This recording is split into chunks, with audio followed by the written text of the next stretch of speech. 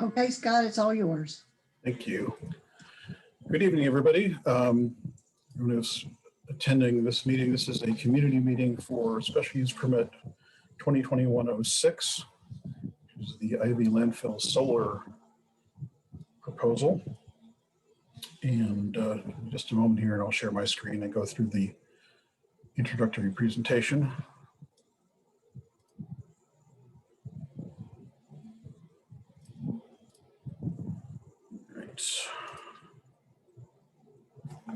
So, again, Ivy Landfill Solar Community Meeting. And our purpose tonight is to share information about this proposed project, how the development review process works, and the associated regulations, and to get public input on the project and also to answer any questions they may have. I'll do just a quick review of some of the county issues before I hand it over to Amberly Young with the applicant to describe the project, and then you can ask questions either of the applicants as far as the details of the project or any questions I can answer about county processes. So just a few issues to cover in the way in, and this is just a brief review of the comprehensive plan and our development processes. What is the comprehensive plan? This is a policy document that establishes a 20-year vision for the county, sets policies for use of land in the rural area and the development areas both. And those were developed through extensive public input processes and then are applied to certain kinds of development proposals like the one you're learning about tonight. This project is in the rural areas under our comprehensive plan. There are several objectives, which I'll just review very quickly, for the rural areas, including strong agricultural and forestal economy, protection of natural resources, protection of cultural and scenic resources, protection of the rural landscapes, crossroads communities, which isn't really relevant tonight, distinct boundaries between the rural areas and development areas, having citizens who are well informed about all the aspects of the rural areas, and then the Area B objective, which is more about how we interact with the University of Virginia. So those, very quickly, are our policies for the rural areas of the county. And then we get into the details of it, the nitty-gritty. What is zoning? Zoning is something that most communities have, and this is the legal structure for determining what uses can happen on what piece of land. Each piece of land is designated in a zoning category, zoning district, and each of those districts will have a list of many uses that can happen there. You'll see this is the city of Charlottesville and the surrounding neighborhoods of the county, and all of those interesting colors for different zoning districts that might be commercial or residential, highway, commercial, industrial, lots of things. The area that's not in a color that is white is the rural area, and that is the rural area zoning district, which has its own set of uses that are permitted. So first off, the zoning ordinance dictates what can be done by right. That's things like in the rural areas like farming, forestry, building a dwelling, 40 or 50 other things, but those are the basic things that can be done by right. It also lays out uses that are only permitted by special use permit. This means they can only be permitted in specific cases by the Board of Supervisors usually with conditions that set limitations on them as far as size, location, operating guidelines, things like that. So how do we handle those kinds of applications? This is where we get back to the comprehensive plan that I mentioned first. This is called a legislative review, when it's a legislative action where the board has to approve the use. So applications like this, including solar facilities in the rural areas, which require special use permits, are legislative actions, and they are reviewed by county staff and county and state agencies, the Planning Commission, and finally the Board of Supervisors. The factors that we consider under the zoning ordinance, whether or not a special use permit of any sort in any zoning district should be permitted. This isn't just for solar, this is everything. These four main factors here: no substantial detriment, no change to the character of the area, harmony with surrounding uses, and again, consistency with the comprehensive plan, whether or not that use matches with those land use goals for the area that I mentioned at the beginning. So how does that process happen overall? There are many steps to any development review process. This is just a chart of how they typically go when you've got something that involves a legislative review at the beginning. So special use permits and zoning changes. The legislative review happens first. And if and when the board approves that process, that change in use on land, either through a special use permit or a rezoning, then it goes on to the more detailed processes of site design review, and then finally building permits and zoning clearances, which are the final steps before something actually can be built and put in place. So we start at the policy level, then we get down to the site design level, and then we take care of compliance with those early steps and the final details of building. Where are we now? We're about where that arrow is. We're fairly early in the legislative review process. This project has been submitted to staff, but has not been reviewed by the Planning Commission or the Board of Supervisors yet, which is why it's a good time for members of the public to get a chance to hear more about it and provide some feedback early on and to get a good idea of what's actually proposed. So timeline here is fairly brief. We received this application back at the end of March. We sent out our first round of comments to the applicants describing our concerns and questions on April 28th. We still need to go to the Planning Commission public hearing for the commission to advise the board on land use issues as their role. And finally, for the Board of Supervisors to have their public hearing. Of course, any of you are welcome to attend either or both of those hearings. The Board of Supervisors public hearing will be the one where the final decision is made and the conditions on the use are set if it is approved. And if you have any questions about these things and you want to contact me after the meeting, I'm Scott Clark, sclark@albemarle.org. Please feel free to send me an email and let me know what your questions are. So I'm going to stop at that point, having done the overview of our processes, and hand this off to Amberly Young, who can who's representing the applicants and can tell you more about the details of the project. Great, thanks, Scott. Can you see my screen? Okay, great. Hi, everyone. My name is Amberly Young. I'm with the Community Power Group. I'm a senior project manager, and we're really excited to be here tonight to present to you all some of our plans for the IV Material Utilization Center Solar Facilities project. We've been very fortunate to partner on this project with the Rivanna Solid Waste Authority. So we also have Phil McCaleb's on the call, who's the Director of Solid Waste for Rivanna. And so our goal tonight is to share with you some of the particulars of the project, what we're planning in regards to the solar facilities. And then we'll be here for any questions you have. Would love to hear your feedback and concerns. And both Phil and I, and as Scott mentioned, he will also be here for questions. So thank you so much for taking the time to attend the meeting tonight, and very excited to share this project with you. So just a quick overview of the Community Power Group. Our company was founded in 2010, and we have over 1 gigawatt of solar photovoltaic projects in operation and development. We are a national company, and so we have projects in the Midwest and the Northeast, but our real particular focus is the Mid-Atlantic. Our whole staff, almost all of us, are from the Virginia, the DC, the Maryland area, and so we love working in our nearby states. We're based out of DC. Community Power Group also has 5 operating solar projects on landfills, representing about 70 acres of development. The projects you can see here, some drone photos of those. They are located in Washington County, Maryland, as well as in Massachusetts. So we are always very excited to work on projects on brownfields and landfills, and really appreciate Rivanna's partnership on this project.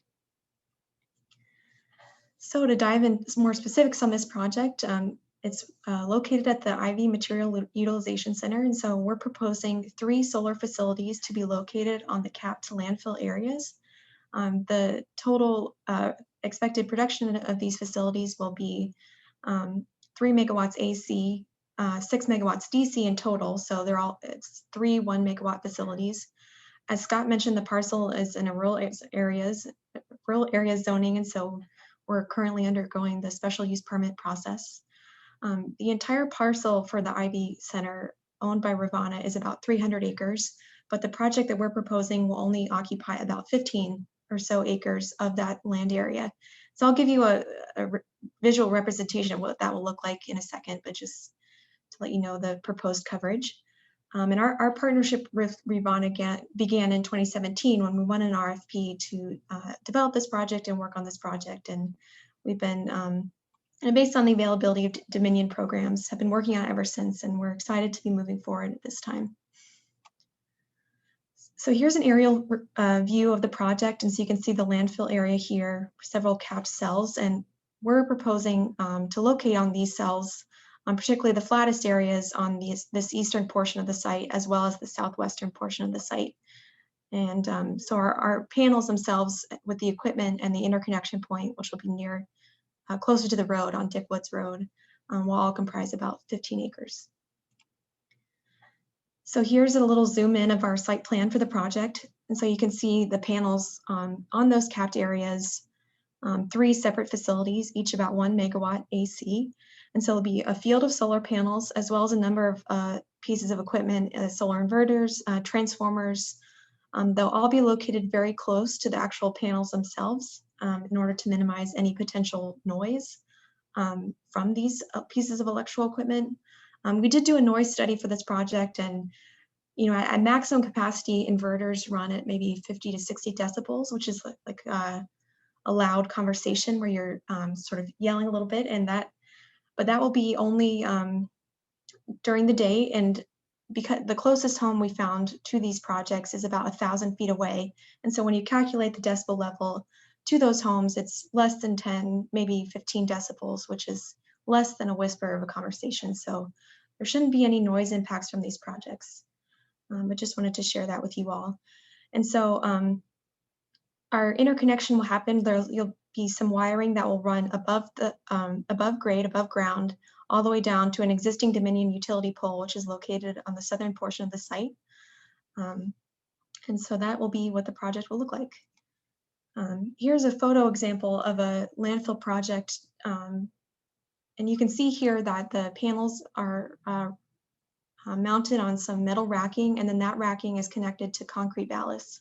What's important about installing solar on a landfill or on a brownfield is that we take very extra special care not to penetrate the closed landfill cap at all. So we perform no penetrations within the closed landfill area at all for the project, and we take extra care to do that. And so our panels will be weighed down by concrete ballasts, and all the wiring will be done above ground until we get closer to the interconnection point, when we may do some underground wiring in the drive paved areas, just to minimize the impacts of the wires. But otherwise, no ground penetrations in the capped landfill areas. So here's some economic considerations for the project. Community Power Group is responsible for all costs for the development and construction and operation of these facilities.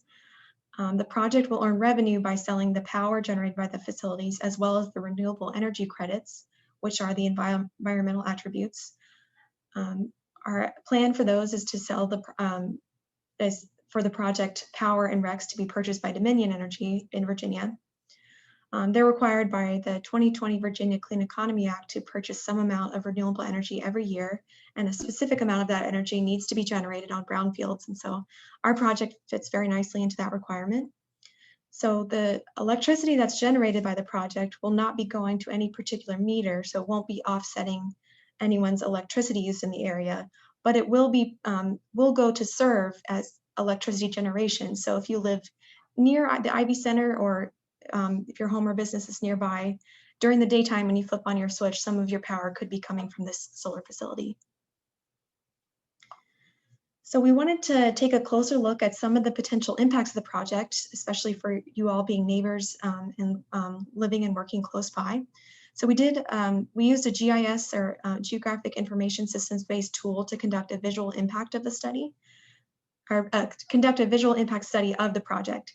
And so what you're seeing here in the orange is a half-mile viewshed of areas based only on topography that may have potential viewing of the site. So you can see a representation of the panels shown in blue. However, this tool only takes into account topography. And so, and be very curious to hear from you all, your expectations on this, but as you all do know, there's a large amount of vegetation in the area that would prevent any specific viewing of the site from the roadways as well as the nearby properties. But to attest this assumption, we did a closer look using a line of sight analysis. And so sorry the images turned out a little bit blurry, but we selected some representative observation points, which you can see here south of the site. And then based on using LiDAR imagery, which is a remote sensing tool, to actually take into account the effects of vegetation, topography, and other nearby buildings and structures, whether there would be any potential specific viewing of the project. And we found that there would be none. Here's a third observation point we selected in the northwest of the project. We also performed a glare study to determine whether there could be expected glare or glint as a result of the project. And glare is defined as when you're viewing something, there may be a continuous source of light reflected back into your eyes, whereas glint is defined as a momentary flash of light. And so we used a tool called Forge Solar, which is developed by the US Department of Energy for the Federal Aviation Administration. And this tool takes a potential project and models it throughout the year for the entire year, every hour of the day, where the sun and position the sun is expected to be hitting the project and whether it will create any glare for nearby travel routes. And so that's what you can see here, our planned project, as well as two bluish green lines representing Dick Woods Road and I-64 as potential travel routes and whether the project could generate glare in those areas.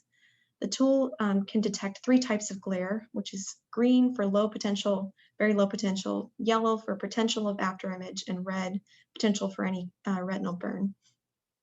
The tool, when modeling our project, found no glare to be detected along these routes, as well as no potential for glint. The materials that we use in our project, and for any solar project these days, have anti-reflective materials worked into them already, and the expectation for solar is that they're looking to absorb that sunlight. And so we will take every effort to minimize any potential glare, but the tool did not model any for this project. Just to touch on the decommissioning plan, so after the expiration of the operating term of the project, Community Power Group is responsible for system decommissioning. And so we're hoping and expecting this project to be in place for a number of years, anywhere between 20 and 30 years. And after that time, all the installed components will be removed and salvaged or recycled when possible. So we'll completely take apart the system, remove all the materials, and restore the area to its previous conditions. So just to get a little bit into the schedule of the project, as Scott mentioned, we're in the zoning review special use permit stage. We're hoping to complete our required permitting throughout the summer and fall of this year, and then turn over to focus on procurement of materials in the winter. And then our expectation is to move towards construction in the spring of the next year, 2022. So you can see here just some planned staging areas for that construction, which will take place entirely within the site, as well as parking. And the whole construction process, once started, will take about 3 to 4 months. Actual delivery and installation of the physical materials like the panels and the transformers will only take about 2 to 3 weeks. And then a couple months of wiring the system, turning it on, working with Dominion, the utility, to interconnect the system, and then commissioning it, which means sort of fine-tuning the electrical production. So that entire process takes about 3 months from start to finish. So that's a quick overview of this project. Again, I really appreciate your time and interest, and thank you very much for joining. And so I'm Amberly, appreciate your time, and also Phil and Scott are available for questions. And so thanks again for joining.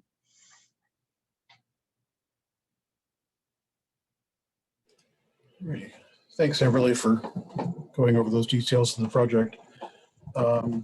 I believe, Carolyn, correct me if I'm wrong, if anyone who's attending the meeting would like to ask any questions or give any feedback, do they just need to raise their hands? That's correct. Okay, hold on 1 second. Supervisor Palmer has a question. Okay, go ahead, Supervisor Palmer.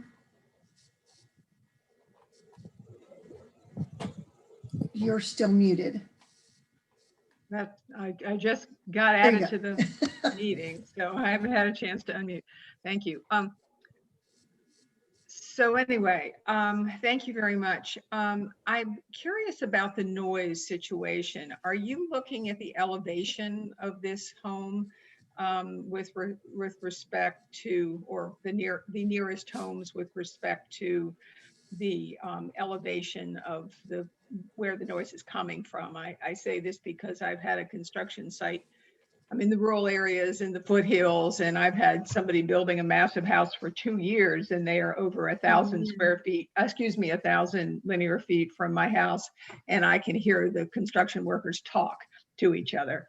So could you just explain how you're doing the noise evaluation? Thank you. Sure.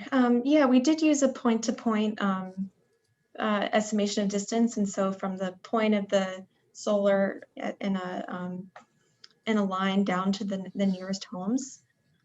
So elevation was taken into account, the shortest possible distance, which we found to be about 1,000 feet. And then we use I think it's called the law of sound attenuation, where taking the estimated or the expected noise level, the inverters and the transformers, and then how that sound will degrade over that distance. There will be, and so I guess just to complete that thought, the solar will be loudest during the day and then completely shut off at night with no noise. But even at the edges of the property, which is several hundred feet away from where the solar facility will be, we calculated the noise at most to be around 20 to 30 decibels, which is about a conversation. But it sounds like that has impacted you during the construction of that home. And the noise for this project will be slightly higher during construction. Because we're not doing any ground penetrations, there'll be no large pilings being installed or anything of that nature. And so the loudest noise will be the forklift removing the panels from the truck and then driving them up the central access road to the locations where they will be installed. And so that process will take about 2 weeks during the daytime. So maybe I just don't quite understand. Point to point does not necessarily take under consideration elevation, because if you have two things at the same elevation in the foothills or the mountains, the sound travels much better, I'm assuming. I don't know anything about it. I just know that I can't hear neighbors a couple hundred feet from me, but I can hear these guys 1,000 feet from me. So it sounds like point to point doesn't look at elevation. Or am I incorrect there?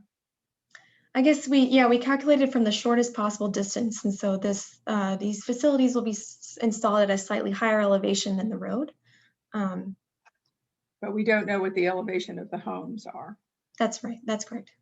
And what about the people who are actually working there? I know obviously they have to hear a lot of heavy equipment on a regular basis in some of the areas, but it looks like they're pretty close. The transfer station is pretty close to this. How after the construction, how much are they going to listen to on a day in, day out basis? And it's continual hum, is that what it is? That's right. I think because they'll be probably 200 to 300 feet away, probably be about 30 decibels of noise, potentially at a continuous nature, which is about a conversation level of noise. Okay, all right, thank you. And I have another question, but I don't know if anybody, I haven't had a chance to look at participants, so I'll see if anybody else has any, and then I'll ask another question if Nobody has their hand raised at this time, so you can go ahead. Okay, and so this is actually for Phil. I think I don't know if he's on, Phil McCallum, but I am curious if this will interfere at all with any of the projects or ongoing operations that are happening at the landfill out away from the transfer station. And I'm assuming that they've got that all straightened out, but I was curious to hear from him on that. The only time there would be, or I foresee any, and I'm using air quotes here, conflict, is there'll be a little bit more traffic during the actual construction period down that Central Hall Road. Being that that's not an area that we have particular traffic constraints now, you know, we've just been doing the recapping project and some other projects, the new ditches. I don't foresee that being an issue. Sight lines there are excellent. So even if there's a forklift carrying something down there, the public and our employees can see it from a long distance away. You know, I don't see that we'll have any problems there. I will throw this out with regard to your earlier question about the noise.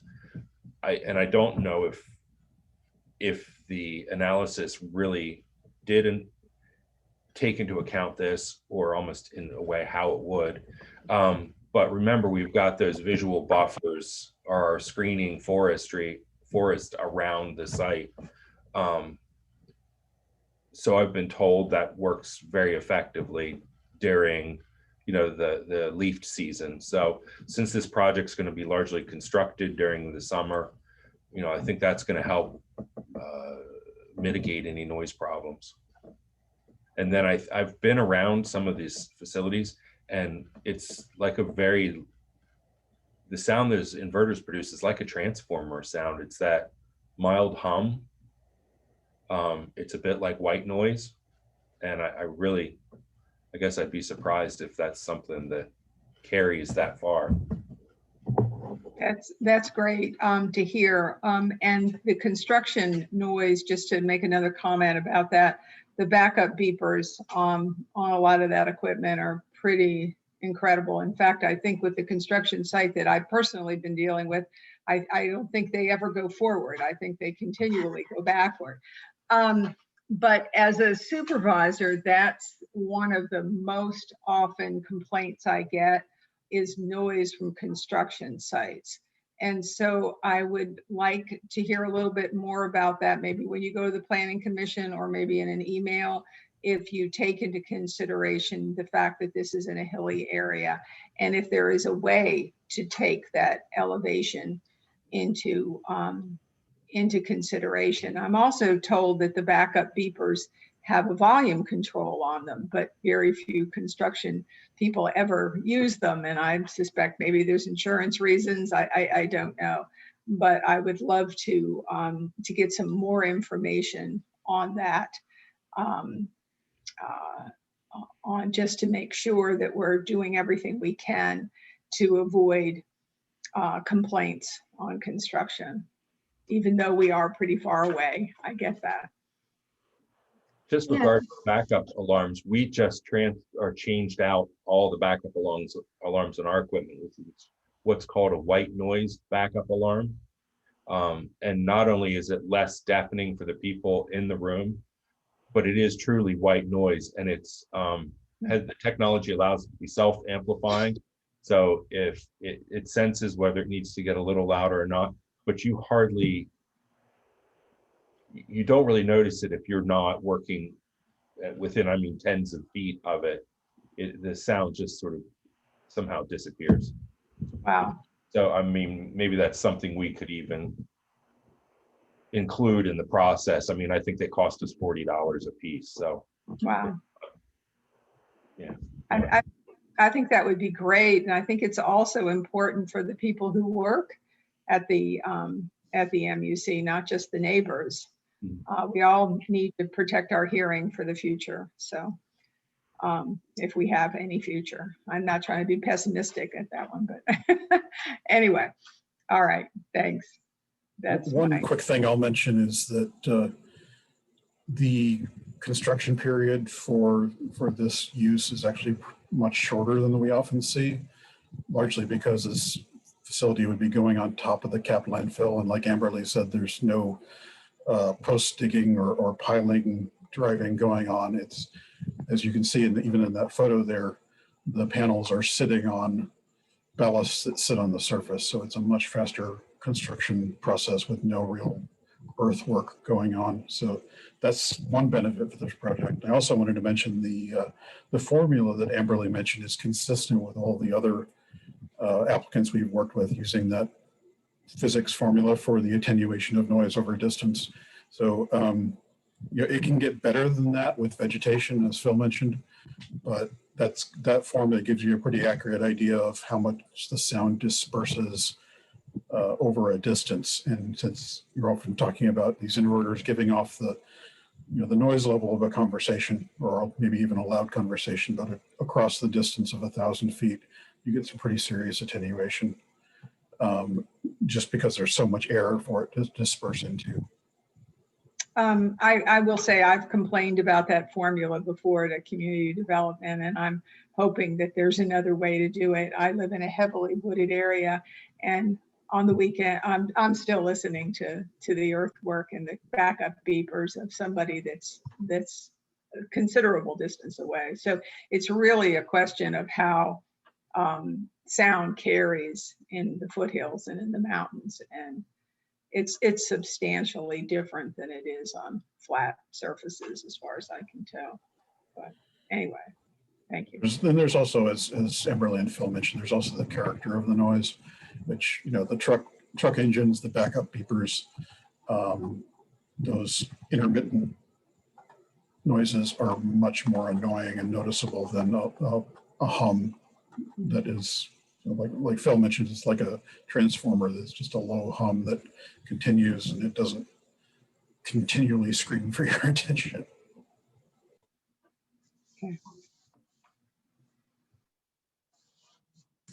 Okay, I have Lloyd that has a question. Lloyd, please unmute yourself and go ahead and ask your question.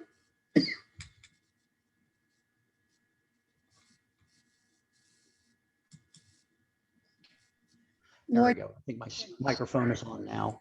okay. Okay. Yes. Yeah, my name is Lloyd Sykes. I live immediately to the east of the facility. And how long did you say the construction period was going to be for the solar facility this time?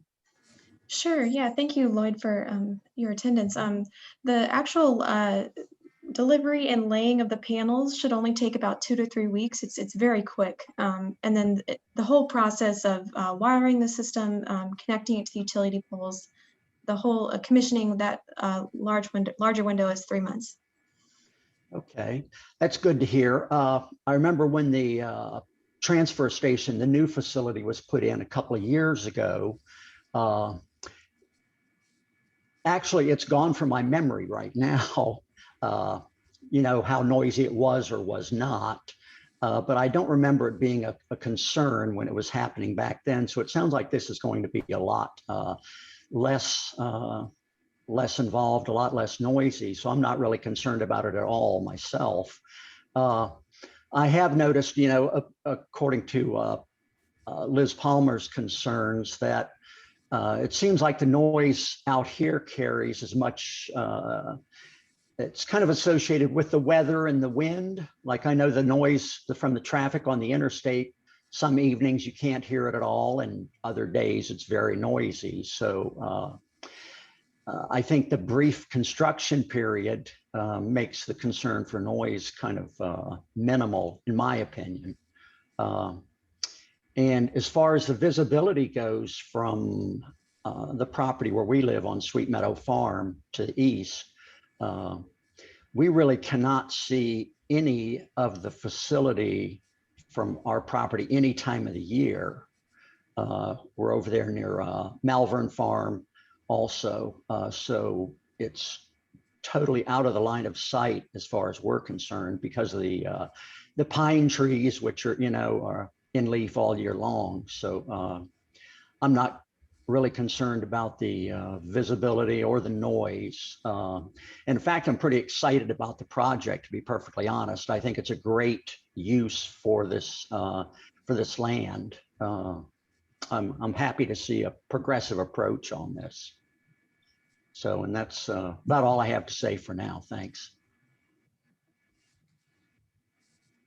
Thank you, Lloyd. Appreciate Thank you. coming along and making the input.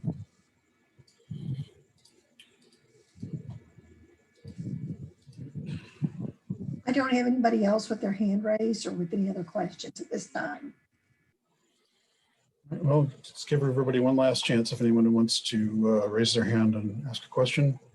Well, we've got the applicants and the operators here to provide some feedback. I'll just do one more thing while we're waiting, I definitely support the project.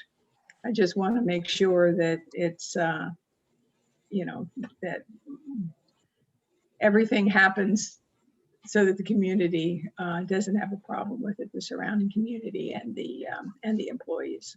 So.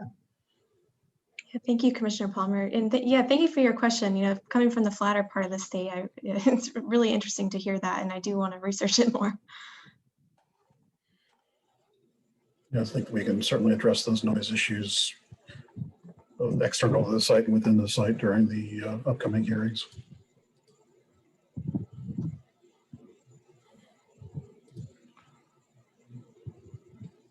Let's see. Oops, I thought I saw a raised hand there. Yeah, Lloyd, go ahead. You can go ahead. Okay. The only other question I had was the overhead power lines coming into the facility. Will those need to change to support the output from the solar facility, or are those lines already adequate?